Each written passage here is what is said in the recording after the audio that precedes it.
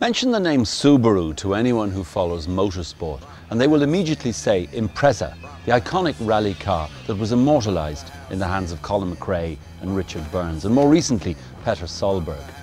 The return to form for the Japanese name sees Subaru bringing a really strong fight to the old dominant Citroën C4s and Ford Focuses in WRC. But of course Subaru produce a range of cars, and today I'm going to look at the latest legacy that has an extremely smooth diesel engine.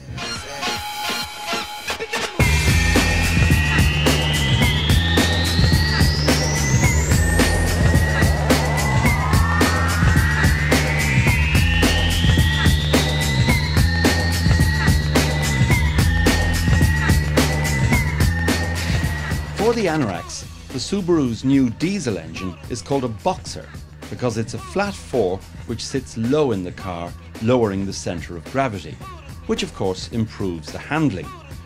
Nothing new about that in a Subaru, of course, but this one's a diesel, the world's first Boxer diesel in a passenger car. This new diesel engine develops 148 brake horsepower and is fitted to all three models in the Legacy range. Noel, the diesel engine fitted to this new Subaru Legacy is different. What's special about it? Well, Tony, this is our new Boxer turbo diesel engine. What's different about it is, Tony, it's what's called horizontally opposed. The nightmare scenario for all engineers designing engines is vibration, particularly with diesels. And having a horizontally opposed engine, we're able to counteract the vibrations by, in its setup, we have cylinders 1, 3, 2 and 4. The secondary vibration that's created within a diesel engine is cancelled by cylinder, on number 1 is cancelled by cylinder 2, 3 by 4. Therefore the engine is perfectly balanced, perfectly ready to give the 148 brake horsepower that it's designed for. Okay, well now traditionally in the old days diesels tended to clatter and bang quite a lot. Now they would have been upright, inline or V's, wouldn't they? But this is lower, is that right? This engine will sit, as you can see in the car, it sits lower in the car, and it actually has been recorded as producing up to 70% less vibration than an inline engine because of the setup of the horizontally opposed engine. Therefore it's ideal, but you will still get diesel fuel by its nature will still create a noise, but if we can balance it, it's all the better. Now, what are the advantages of having an engine lower down in the car? Low centre of gravity. That's primarily the number one advantage, is low centre of gravity. This car, coupled with all-wheel drive, means car's perfect for driving in any situation. Noel, are there any disadvantages to this format of engine? Absolutely not. No, as a matter of fact, Tony, this engine is designed in such a way that the actual engine assembly itself is narrower. It's up to 60 millimeters narrower than a conventional Subaru petrol engine. Therefore, it's compact, it's neat. It's actually, there's far more advantages, and that, as against an inline engine, is far superior. Subaru's core philosophy is flat four, horizontally opposed engine, low centre of gravity, and all-wheel drive. I mean, we've had Boxer engines in our Subarus since Subaru came to Ireland. Do you think we'll see more of this format? Absolutely, absolutely. I think Porsche, I believe, now are designing a horizontally opposed Boxer diesel also for their platforms. Noel, you say this diesel is smooth and vibration free. Yes. Will you demonstrate? Oh, we can, absolutely. We have a little trick that we can show you just to demonstrate how well balanced the engine is.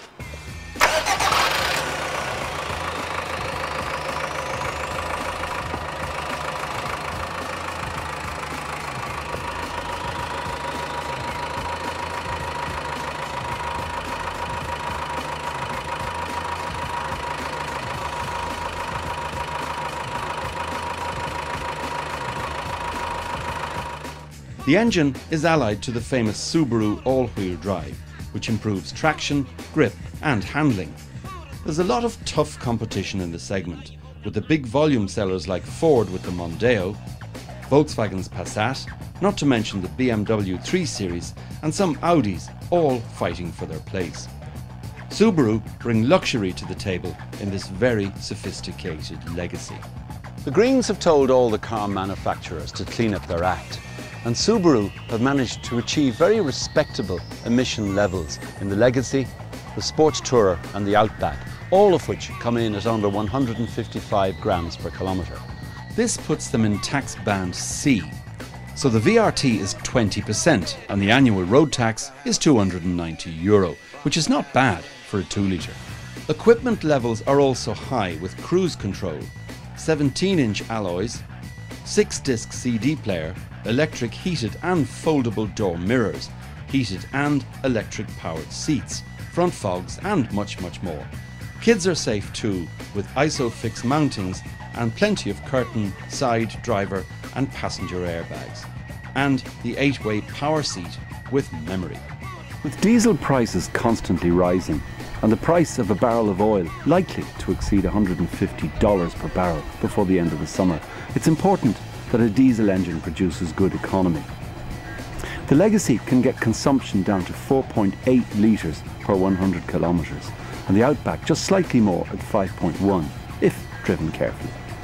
The segment is one of the toughest in the market, so the highly spec'd Subaru Legacy is well equipped to take on the likes of the Ford Mondeo. Price, of course, is critical too. The Legacy 2 litre diesel costs €29,995. The Sports Tourer version is €32,795 and the Outback is €38,495. The Subaru Legacy is a 2 litre diesel and falls into tax band C with an annual road tax of €290. The price is €29,995. Another diesel is the Volkswagen Passat 1.9 litre. It falls into tax band C with road tax of €290. The price is €28,775. The Ford Mondeo has a 2 litre diesel engine.